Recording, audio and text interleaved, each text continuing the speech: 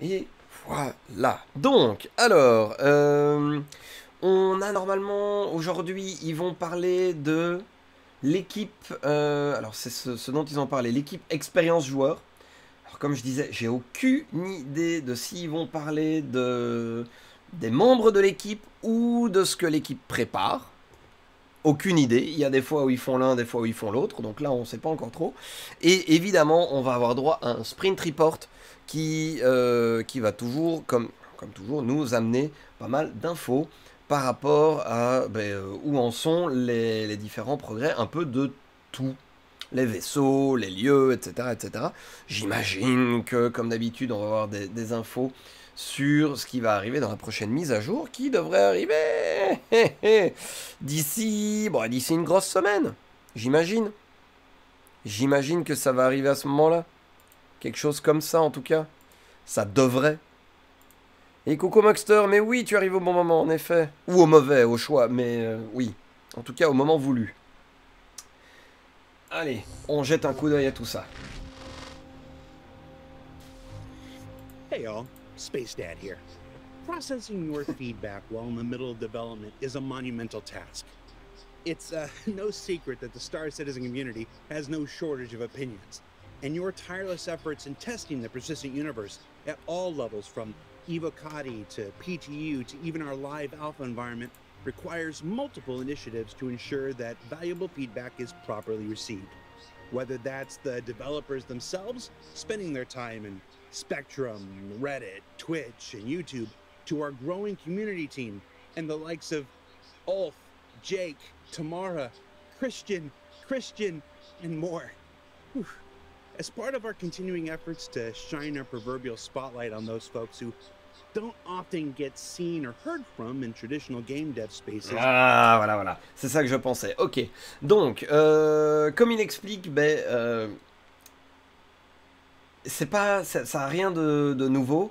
La communauté de Star Citizen ne manque pas d'opinion sur les choses.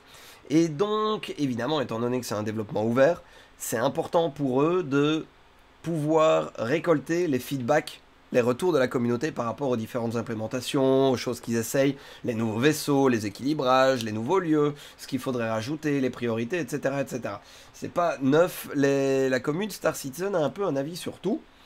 Et donc, ils essayent évidemment de faire en sorte que ces opinions, qu'ils puissent en tenir compte, qu'ils puissent au moins en discuter. Après, qu'ils choisissent de l'ignorer ou pas, c'est quelque chose de différent, mais au moins d'essayer d'en discuter. Et donc, évidemment, il y a tout un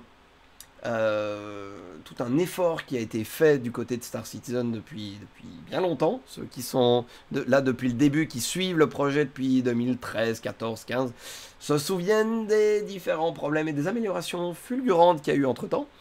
C'est dire à quel point ils étaient mauvais avant. Mais du coup, effectivement, que ce soit les développeurs qui soient de plus en plus présents sur Spectrum, sur Reddit, sur les réseaux sociaux, en train d'essayer de lire ce qui se passe et de récolter un peu les infos, ou l'équipe communautaire qui est de plus en plus grande, il a fait toute une énumération de noms.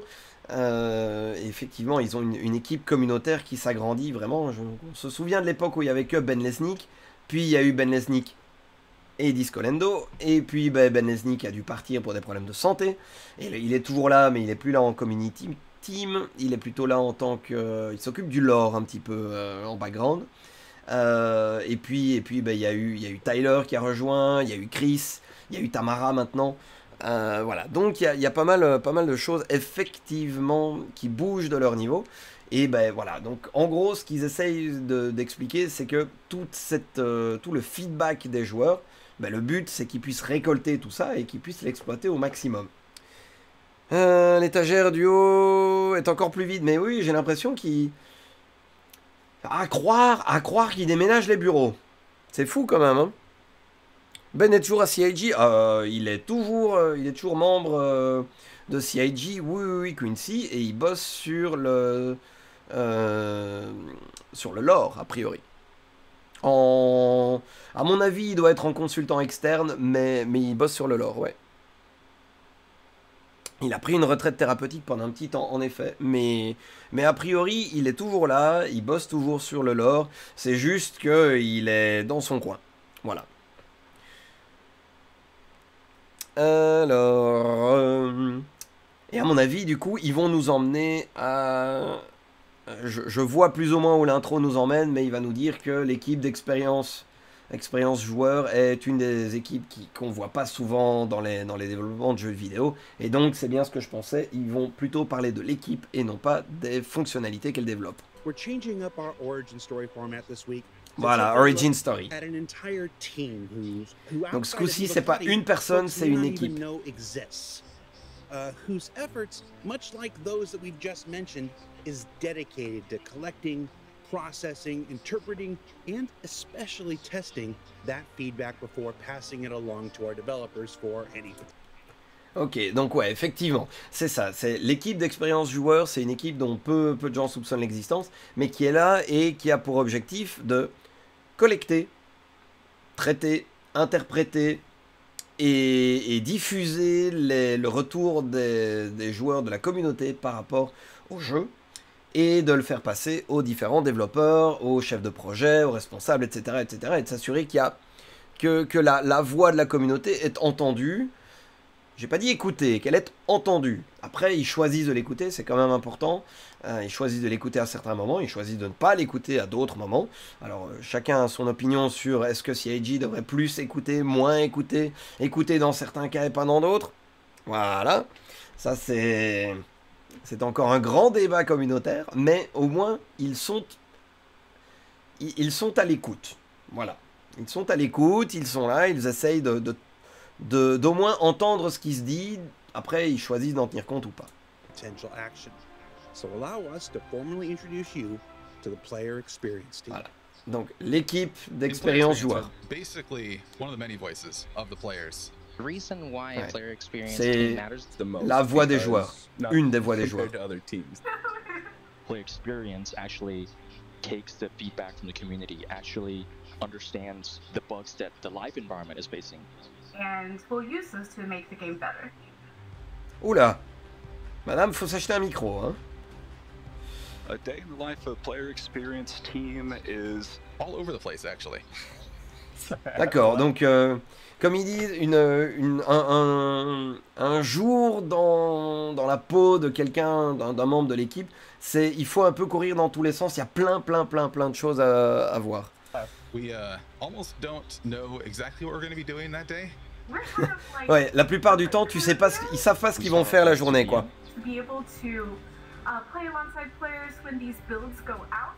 Beyond there, C'est mademoiselle, t'es gentille, mais qu'est-ce que tu racontes, quoi?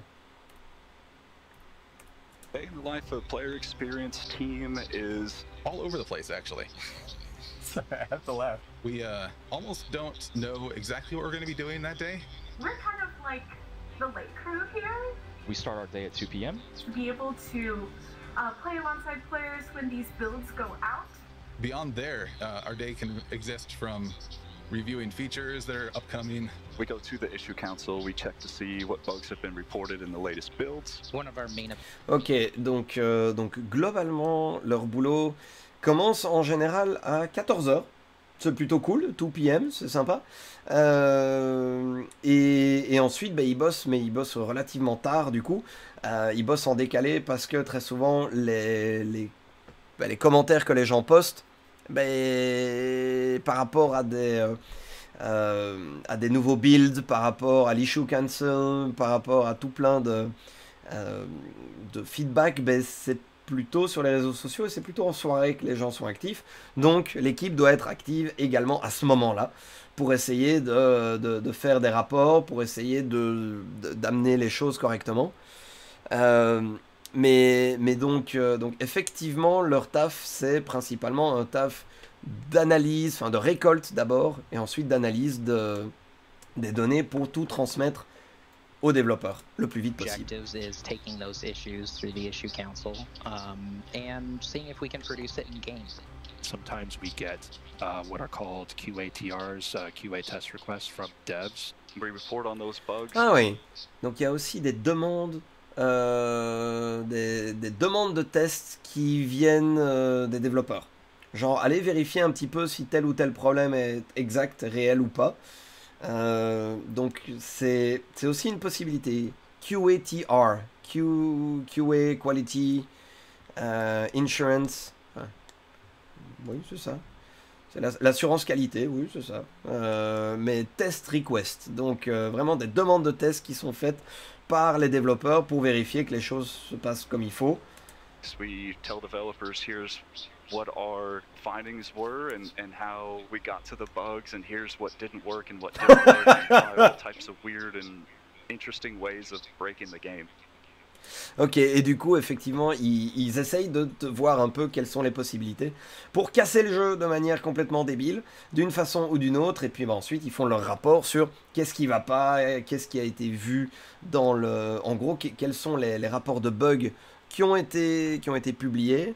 Du coup, de là, ils font des tests et ils font des rapports sur est-ce qu'ils ont réussi à le répliquer, est-ce qu'ils ont réussi à aller plus loin, à trouver des nouvelles manières basées sur les rapports de tests, etc., etc. Where are the gap between the players and the developers? Working alongside the community team to make sure that your feedback gets heard.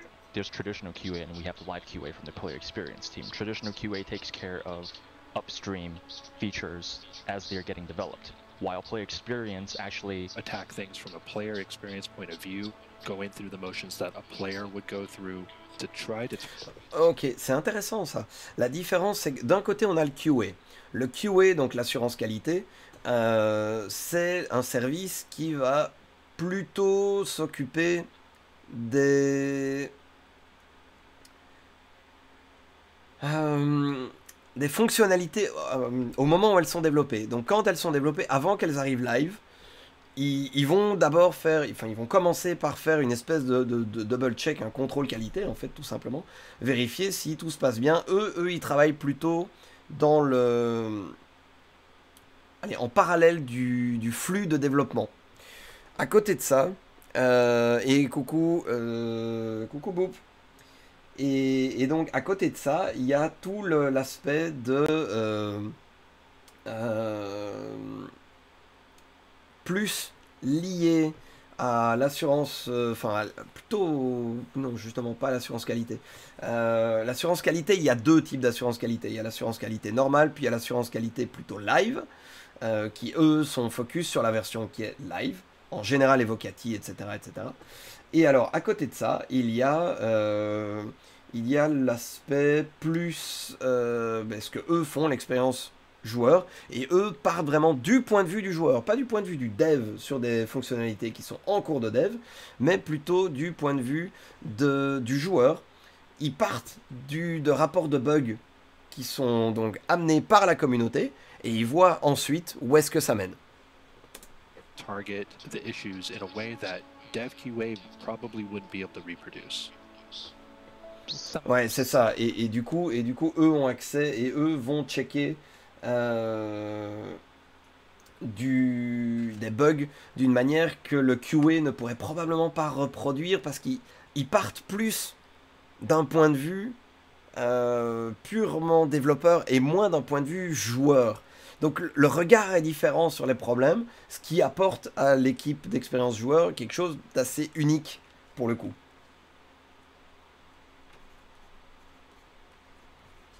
Environ, hein. Let's take a look in the specializations of the game. You know, like I go into specialization of medical gameplay, so I could see the ins and outs. I focus a lot of my time on mining and trading issues. D'accord, donc aussi ils ont chacun leur spécialisation. Il y en a un qui s'occupe plus du gameplay médical, celui-ci il explique qu'il s'occupe plus de tout ce qui est exploitation minière. Voilà. Il manque des états aux portes au lieu de ouvert fermé. Il devrait aussi y avoir entre ouvert. Ah, entre ouvert avec un pourcentage, d'accord. Pas pouvoir se fermer tant qu'il y a un obstacle. Ouais, je vois ce que tu veux me dire. Détection d'obstacles. Ok, ouais. De fait. Bah, c'est peut-être quelque chose qui peut être apporté justement à l'Issue Council.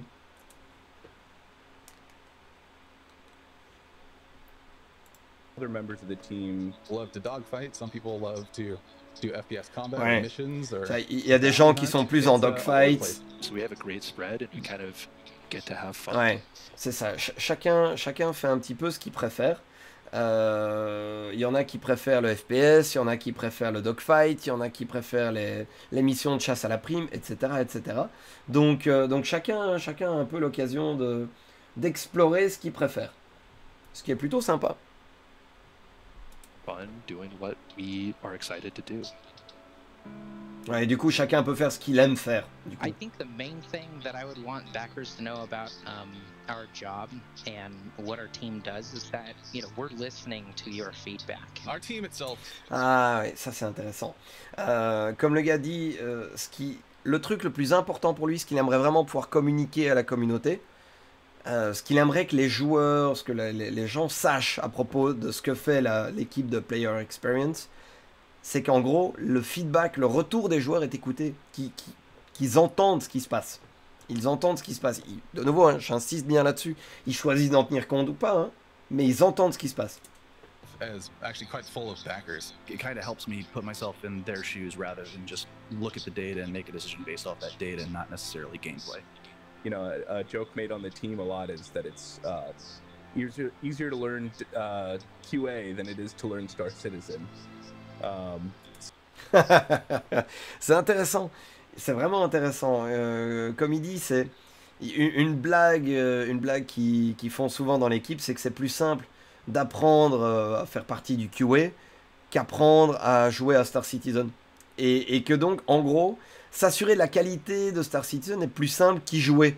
Ce qui en soi est un petit peu paradoxal et pourrait être quand même un petit peu un problème. Et ouais, bah oui, du coup, leur taf, c'est vraiment d'avoir cette perspective joueur.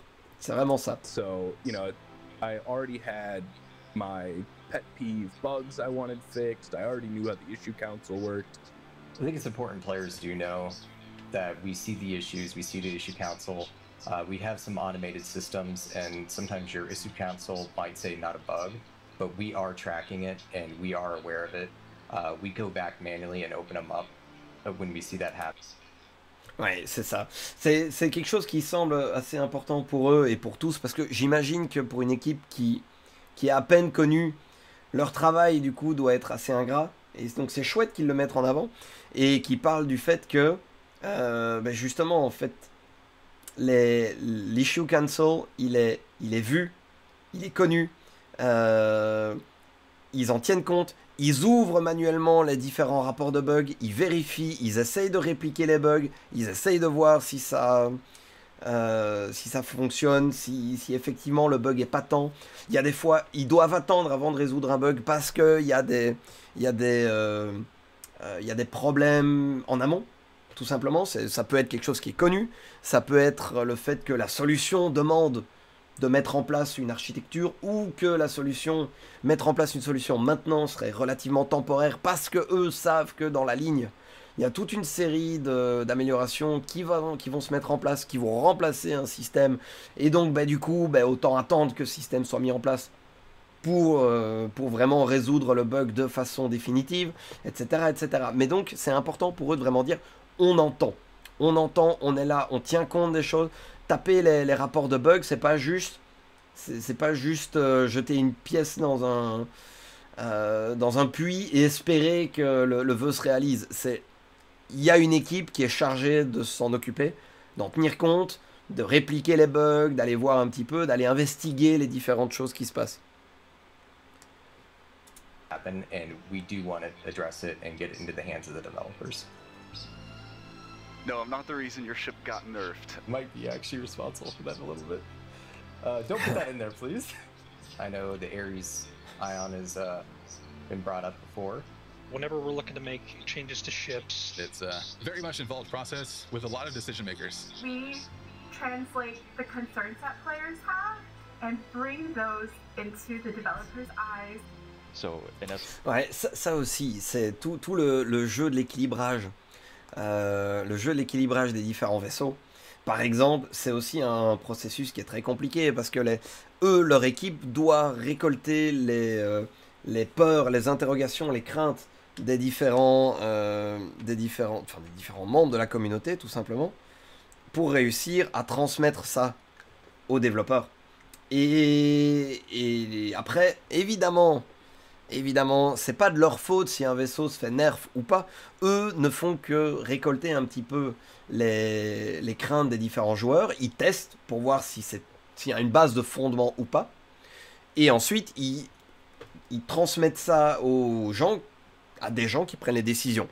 Des décisions mécaniques, des décisions techniques, des décisions en termes de lore, etc. etc. Eux, leur job n'est pas de prendre des décisions. Leur job, c'est d'être la voix de la communauté, de faire remonter aux gens qui prennent des décisions la voix de la commu, et en disant, ben ouais, alors ce dont la commu a peur, on l'a testé en interne, et les métriques internes nous montrent que c'est fondé, il y a un fondement. C'est pas complètement une conspiration, enfin une théorie du complot ou un truc comme ça. C'est pas juste émotionnel. On a pu mesurer que voilà, c'était basé sur quelque chose. Donc après, ils en tiennent compte, ils en tiennent pas compte. C'est évidemment, ça dépend très très fort d'un cas à l'autre, évidemment. Essence, we're just the messengers. It wasn't me. Voilà, It wasn't me. c'est les seuls messagers.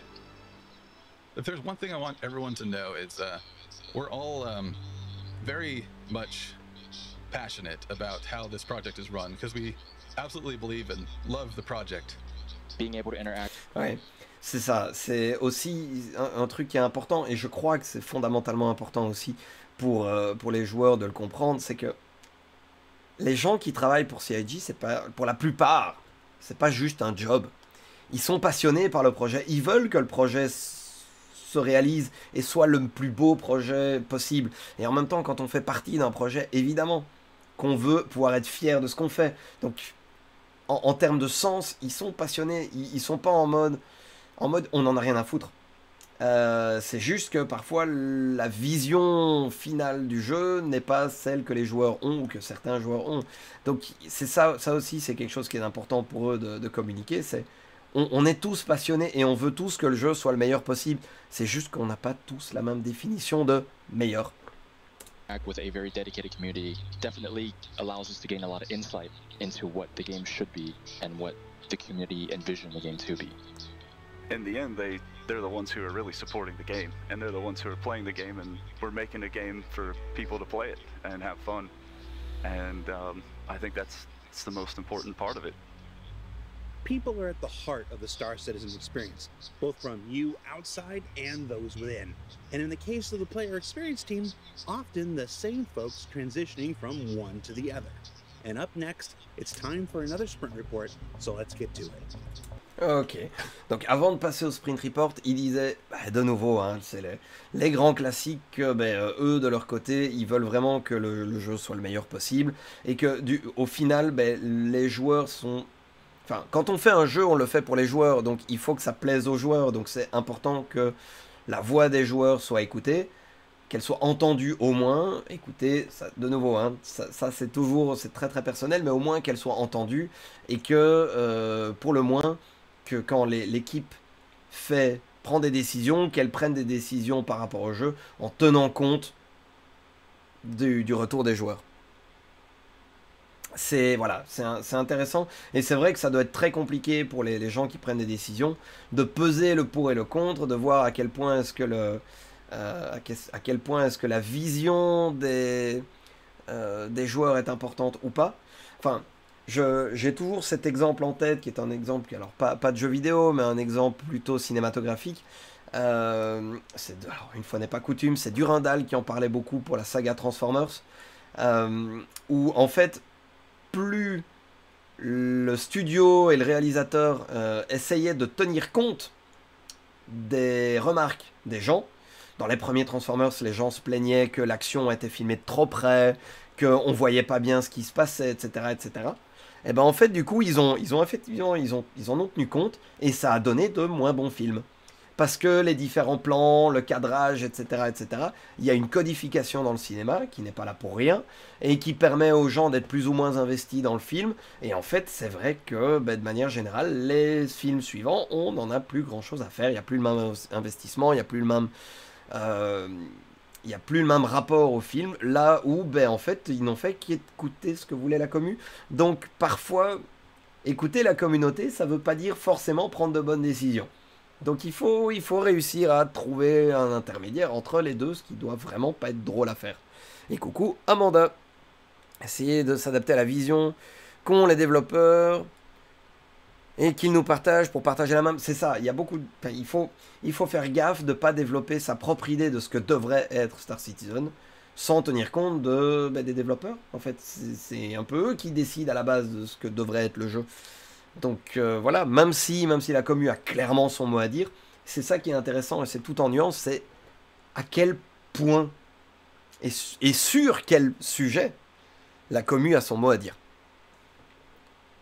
Écouter la communauté, oui, mais par moment, il faut pouvoir l'écouter sans tenir compte de ce qu'elle dit et garder le fondement. C'est ça. Voilà. C'est un grand sujet de débat, ça, évidemment. Est-ce que des devs écoutent trop ou pas assez la commu?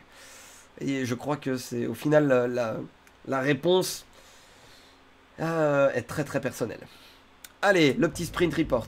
Let's start things off with these new docking areas being created for our high-tech space stations like August Dunlo found in orbit above the planet Crusader. Now, les nouvelles stations de docking qu'on va trouver dans les lieux un petit peu classe, un petit peu high-tech. J'ai hâte de voir ça. Several space stations and their respective archetypes still needed this work to enable docking at all the stations of the Stanton system. D'accord, donc toutes les stations du système Stanton n'étaient pas encore vraiment à la hauteur de ce qu'il fallait en termes de docking, etc. Donc là, maintenant, ils ont bien bossé là-dessus. Et honnêtement, je veux dire, ces espèces de docking stations, c'est des spatioports dans l'espace, hein, globalement. Mais par opposition à des spatioports sur des planètes. Et honnêtement, les docking services, c'est pas mal du tout. Je me demande à quel point ça va être intéressant pour des livraisons, par exemple. Ça risque de rendre les choses un peu plus faciles, un peu plus rapides. Au moins, de ne pas devoir tout le temps rentrer dans des atmosphères pour pouvoir se poser. Ça peut être sympa. Ça peut être assez sympa. Et honnêtement, de ce que je vois, c'est plutôt sympa. J'aime bien le côté aéré, ouvert, les coursives, avec le fait qu'il y ait plusieurs niveaux, mais que ces niveaux soient ouverts. Dans les autres boîtes de jeux vidéo, ceux qui financent, c'est les actionnaires, et les devs qui écoutent trop les actionnaires, ça donne Mass Effect Andromeda. Après, t'as aussi, outre les actionnaires, t'as aussi le studio de développement le studio, enfin non, c'est plutôt le studio qui publie. C'est pas non plus les devs. Et parfois, l'éditeur va être plus pressé que le développeur. Voilà. Docking areas being created for our high-tech space stations like August Dunlo found in orbit above the planet Crusader. Now, while docking came on oui, c'est le style Crusader, oui, clairement. Space stations and their respective archetypes still needed Donc, ouais. this work to enable August docking Dunlo. at all the stations of the Stanton system. Ouais, donc ouais, toutes les stations du système Stanton n'étaient pas encore équipées pour le docking. La fonctionnalité de docking est arrivée il n'y a pas si longtemps que ça.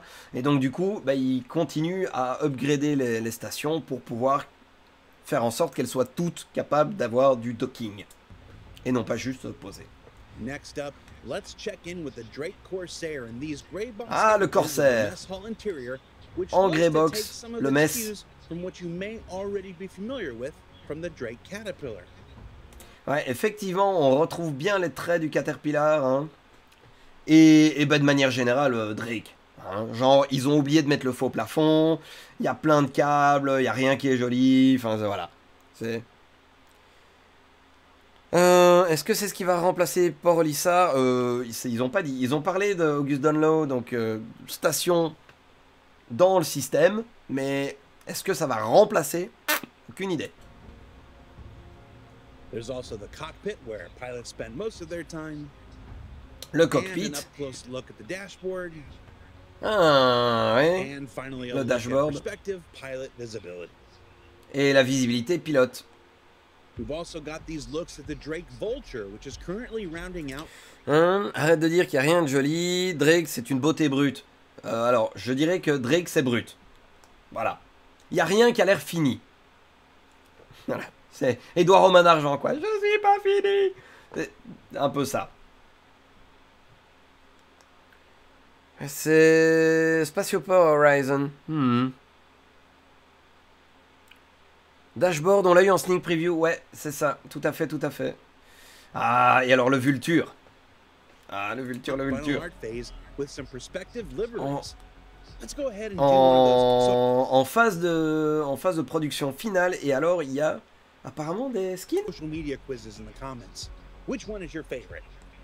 Alors, la 1, la 2, la 3, la 4. Voilà, donc les gens qui veulent voter peuvent voter dans les commentaires pour les... dans les commentaires de la vidéo, évidemment, la vidéo originale de CIG, peuvent voter pour les skins qu'ils préfèrent. Et on va les re-regarder un petit peu. Voilà, évidemment, ben, ça reste un véhicule très industriel même, pourquoi pas, voilà, avec la liaison, c'est bien. Donc, évidemment, le côté, le jaune Caterpillar.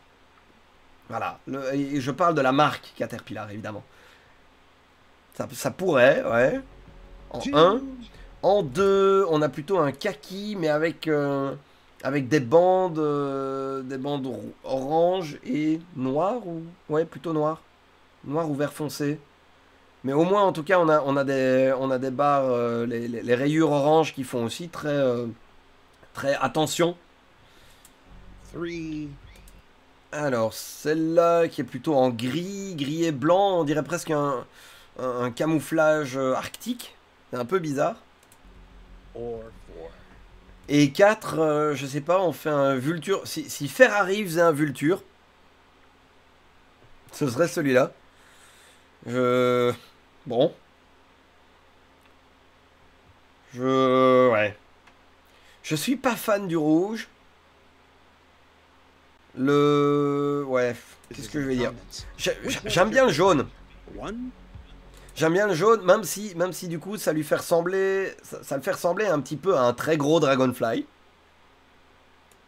Celui-là, ouais. Non, et non. Le rouge, non.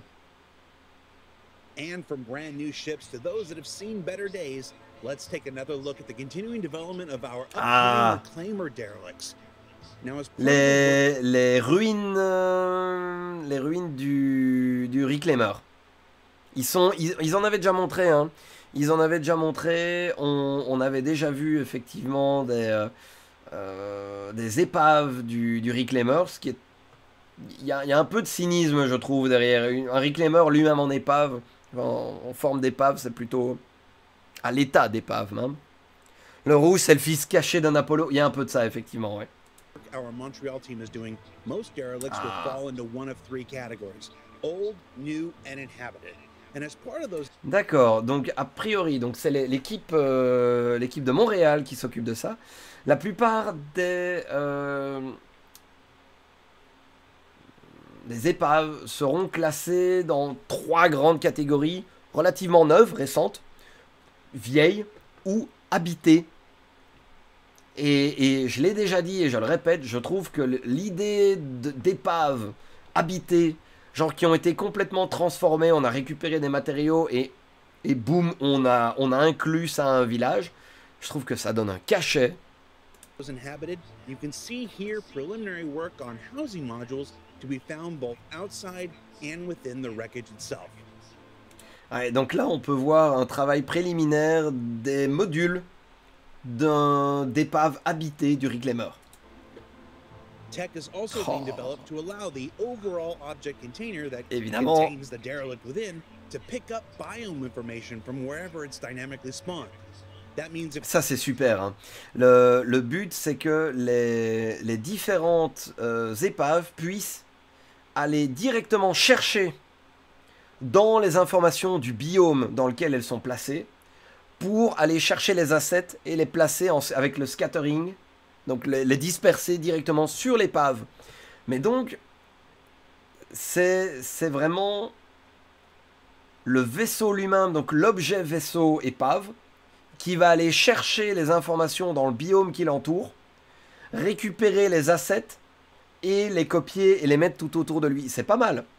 C'est pas mal du tout. On pourra dire qu'il est pas né de l'hier. Oui, en effet. En effet, Quincy. If it's spawned in snow, it gets snow covering, or in this case, ivy and a variety of plant growth. Ouais, donc évidemment, si le vaisseau est posé dans la neige, il ira chercher les assets de neige, du type de neige, de couleur, etc. Et sera recouvert de neige. Si maintenant il est dans de la végétation, eh ben, il ira chercher la végétation spécifique. Genre, il va chercher en échantillon, vous savez, dans Paint, le mode pipette, où vous allez chercher un échantillon de couleur ou de texture, etc. et que vous l'appliquez. C'est exactement pareil qu'il va faire. Il va aller chercher les informations directement dans les informations du biome dans lequel on le place pour adapter et se faire recouvrir des différentes assets qui sont utilisés dans le biome.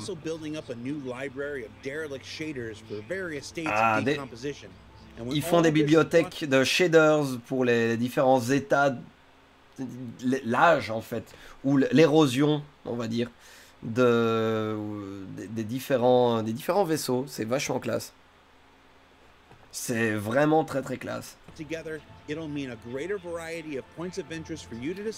évidemment, plus de variété.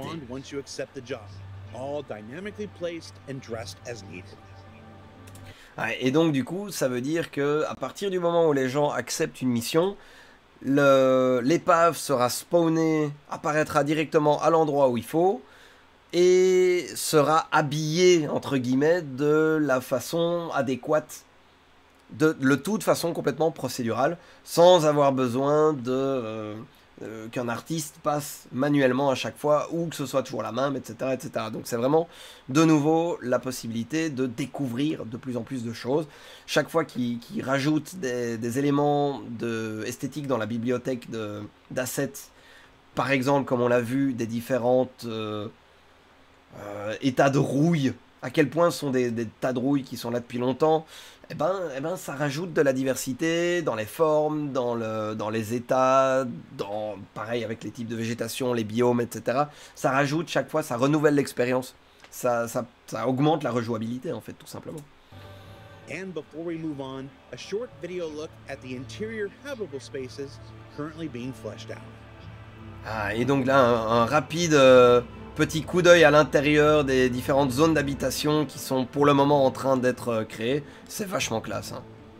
Je l'ai dit, mais je trouve que ça donne super bien.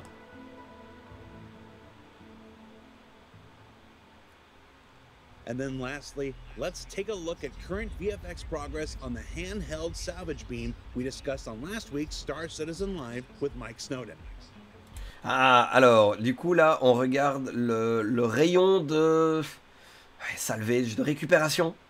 Enfin bref, un rayon, enfin c'est l'espèce d'outil manuel qui va permettre de désagréger quoi que ce soit qu'on trouve pour en récupérer les matériaux. Il y en a qui vont dessiner des trucs pas très catholiques.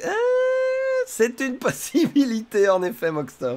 C'est carrément une possibilité. T'imagines sur un super beau vaisseau flambant neuf. Il n'aime pas les Ares Inferno, ouais. Alors, décapage de la coque, oui. Alors là, à partir du moment où on voit le sol, c'est qu'on a décapé un peu trop quand même. Hein. Moi, j'aimerais vraiment bien savoir si, avec cet outil-là, on pourra récupérer... Si on l'utilise sur un être humain, est-ce qu'on pourra récupérer des matériaux qui pourront servir à soigner? Probablement pas, hein, c'est complètement con, mais... Alors voilà, écoutez monsieur, pour vous réparer, on a eu besoin de muscles et de peau. Bah du coup, on a été chercher des cadavres. On a utilisé le rayon de salvage. On a récupéré la peau d'un côté, les muscles de l'autre. Et voilà, on vous a greffé tout ça. Bisous. Now, while it's important to state that this effect you're seeing here is not final, repeat, not final. And this Ah, is a voilà. Ils insistent bien sur le fait que les effets visuels qu'on voit là ne sont pas les effets définitifs. Et ils répètent bien, ce n'est pas la version définitive. On pourrait en faire de la nourriture. Ça aussi, ça pourrait, hein, Lixi. Moxter, pardon. Ça pourrait, complètement. Ça pourrait, et ben, ce serait une manière de chasser, hein, de directement récupérer les protéines, les lipides, les machins, et bon, les différentes vitamines, les sels minéraux, avoir les différents containers qui sont dans le sac à dos. Ça pourrait, hein, ça pourrait. Salvé sur un humain, ça donne de la lasagne, oh mon Dieu. showcase only of the VFX involved. I hope we can all agree this is still really cool as heck. I mean, just look at this thing. The way the particles are being atomized and sucked up off the hull of the ship. I'm gonna tell you. Et ouais, et donc même si c'est qu'une version temporaire et absolument pas définitive, et voilà, comme le dit Jared, ça a quand même l'air vachement cool. Le simple fait de voir la désintégration, les particules, le halo qui entoure le lieu qui est en cours de désagrégation, le fait d'avoir toutes les particules qui sont aspirées comme ça, faut avouer que pour un truc qui est encore temporaire, c'est plutôt pas mal. C'est quoi le machin dans son dos? Attends, tu veux dire le pistolet? C'est un flingue, ça, hein? C'est un flingue, hein, ça, Boop. I mean, just look at this thing. The way the particles are being atomized and sucked up off the hull of the ship. I'm gonna tell you, I just kind of sat and watched this on loop for about 5 minutes straight and was thoroughly mesmerized. In fact, Amanda, let's change up the music and just let this play out for a bit. Really get our zen on.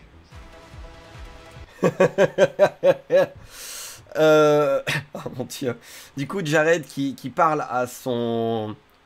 à la demoiselle qui s'occupe de la post-prod et qui s'appelle Amanda, il lui dit, il explique globalement qu'à regarder la façon dont cet outil décompose, désagrège le matériau de la coque, il trouve ça très satisfaisant, un peu comme ces vidéos YouTube où on voit justement des gens qui nettoient ou des gens qui vont faire de la pâtisserie, mais on voit ce genre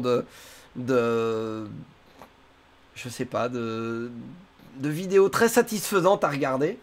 Et donc il disait, voilà, du coup Amanda, est-ce qu'on pourrait changer la musique et mettre une musique un peu zen, histoire d'avoir quelque chose de vraiment d'hypnotique.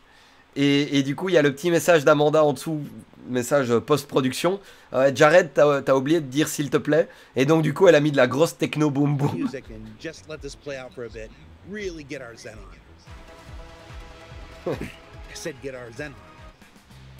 J'ai parlé du zen. Eh, tu te moques de moi, hein? Voilà.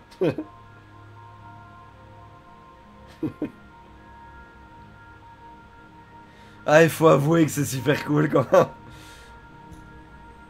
Of course, we'll learn more about salvage, ship-based and handheld, next quarter ahead of its much-anticipated introduction to the persistent universe.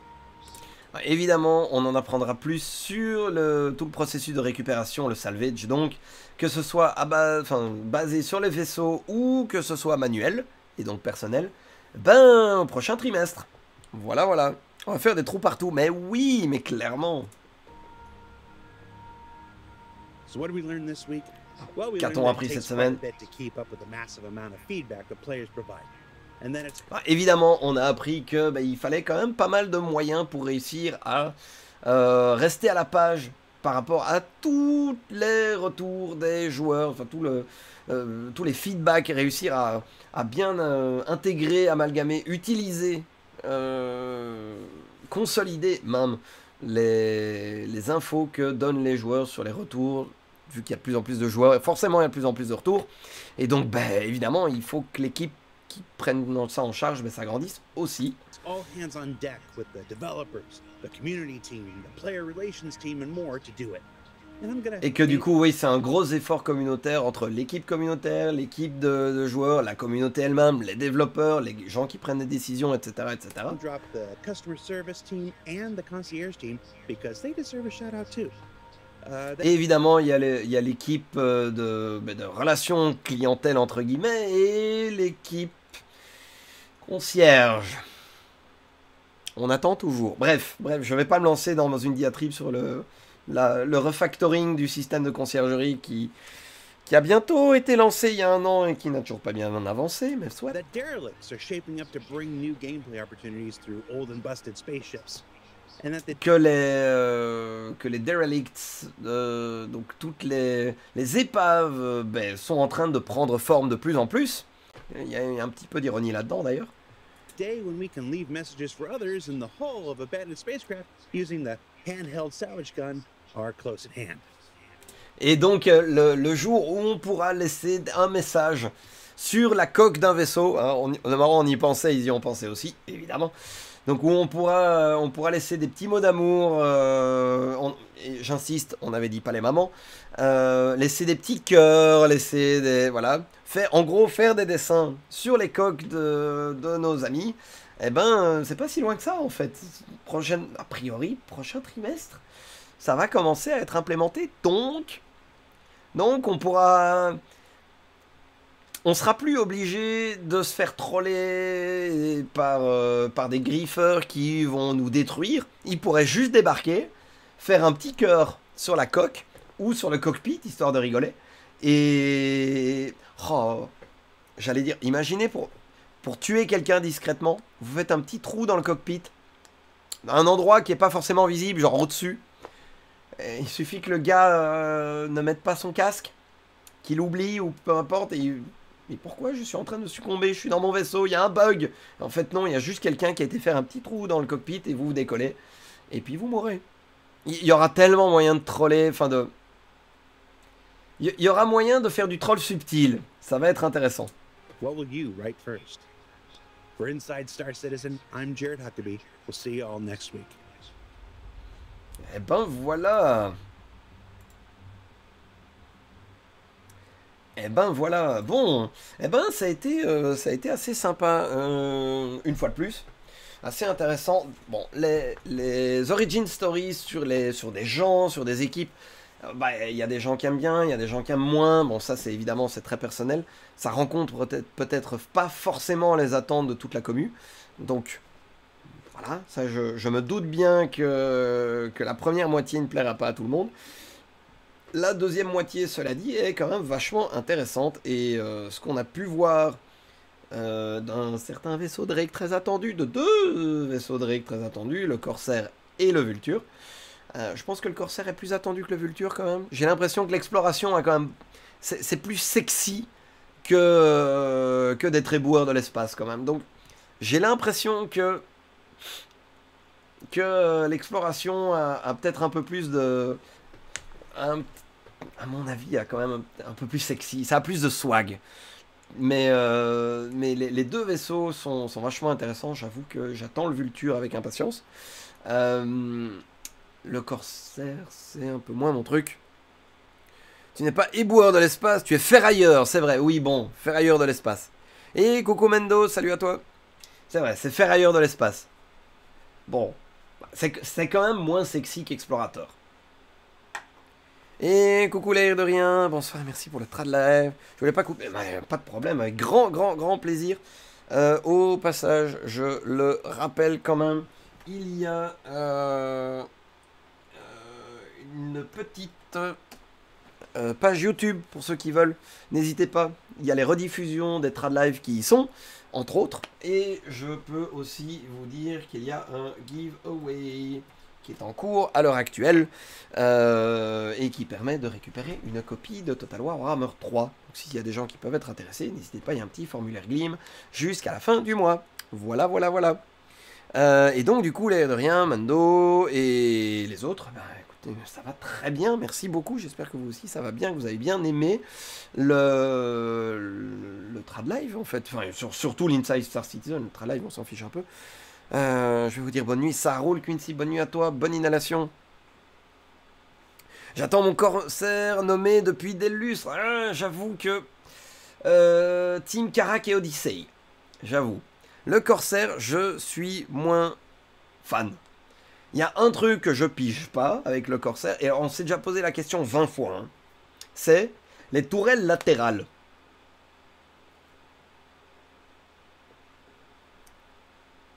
À quel point elles vont être fixées latéralement et pouvoir bouger juste un petit peu à 45 degrés?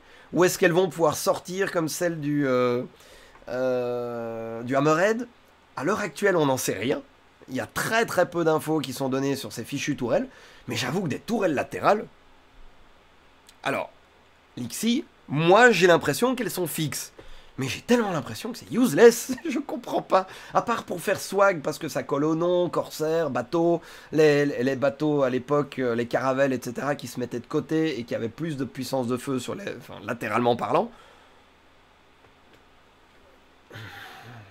Pour un vaisseau spatial, je comprends pas le principe. Mais bon, c'est moi. C'est peut-être moi. Du coup, j'avoue que j'ai un peu... c'est quoi les chips annoncés? Alors, les chips qu'on a montré ici le plus dans cet épisode-ci, c'est le Corsair, qui est donc un vaisseau d'exploration. Un vaisseau d'exploration moyen. Voilà. Et on a également le Vulture, qui est un petit vaisseau de récupération, donc un ferrailleur de l'espace, mais la version un pilote, enfin un joueur dedans, quoi. Voilà. Du coup, pourquoi avoir des tourelles des deux côtés? Je ne comprends pas, est-il. On est bien d'accord. À ce moment-là, enfin, je pige pas. Quitte à faire dans la dissymétrie, faire un gunship, autant mettre toute la puissance de feu dans une direction. On est d'accord. Tu m'aurais mis les deux d'un côté, ça aurait pu être très cool. Surtout que le Corsair est effectivement asymétrique. Le côté belle des Drake m'a toujours plu. Et j'ai rien contre Drake. J'ai rien pour Drake non plus, je suis pas un gros fan, ni de Drake ni d'Origin. Mais là, alors pour le coup, le Corsair, c'est probablement le vaisseau que je comprends le moins dans la façon dont il a été vu. Je pige pas. Je pige vraiment pas le principe des deux tourelles fixes latérales. Voilà, vraiment, hein, on a déjà regardé, on a été chercher sur des modèles, on a zoomé, parce qu'on s'est dit, mais c'est pas possible, ça va être des tourelles qui vont sortir et qui vont permettre de faire du 180 de chaque côté. Et là, ok, pourquoi pas. Mais si ces tourelles sont vraiment, boum, fixes, probablement sur cardan, donc qui pourront quand même un petit peu bouger, mais très très peu.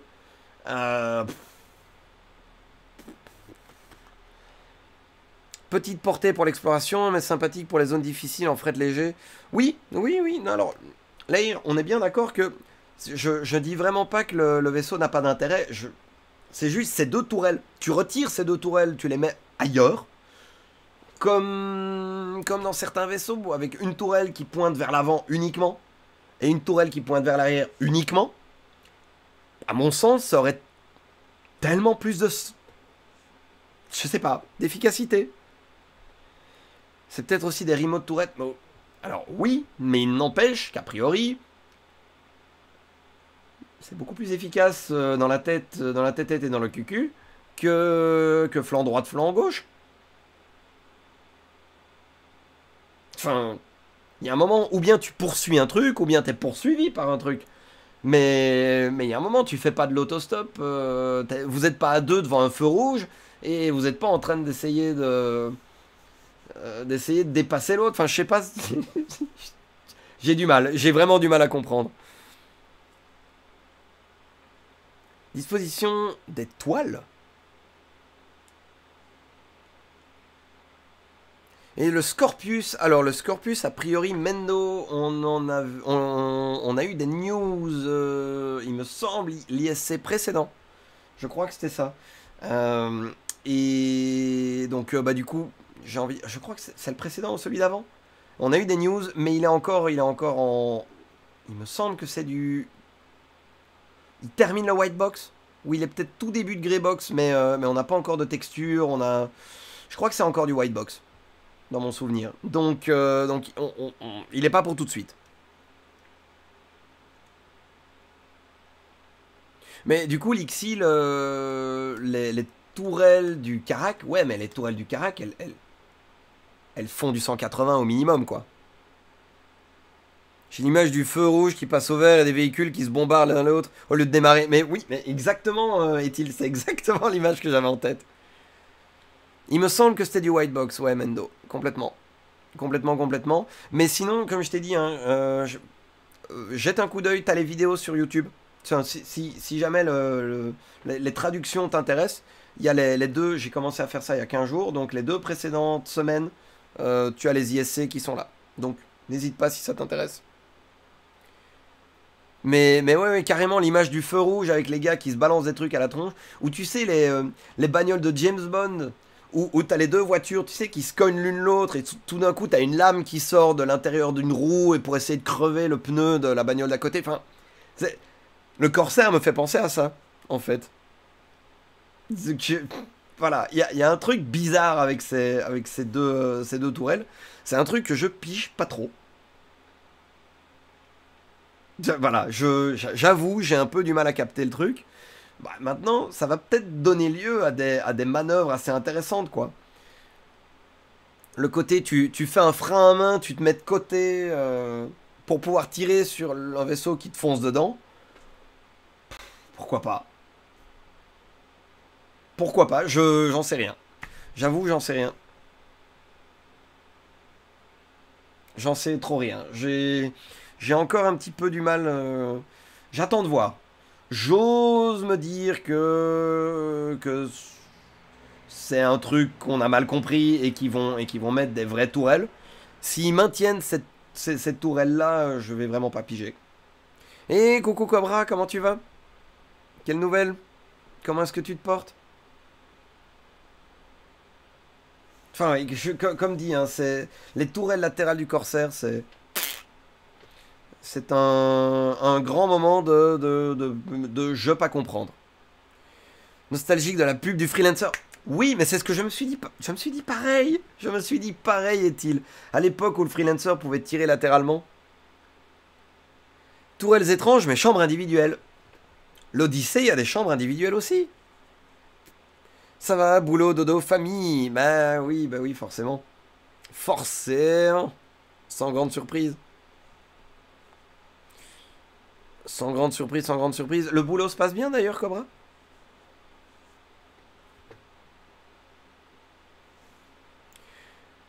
La pub du freelancer où exactement, les moteurs pouvaient pivoter aussi. Pivoter aussi, exactement. Je sais pas trop non plus, Lixi. Mais effectivement, ils devraient refaire une... Enfin, ils avaient refait une pub freelancer quand même à un moment. Pour la sortie de la nouvelle gamme, mais c'est tout. Imperfect, eh ben, nickel alors. C'est pas la même taille. Non, l'Odyssée est clairement plus grand, on est bien d'accord. Bon, allez. Hop, on va couper l'enregistrement pour YouTube. Donc, YouTube, bye bye. À la semaine prochaine pour un nouvel ISC.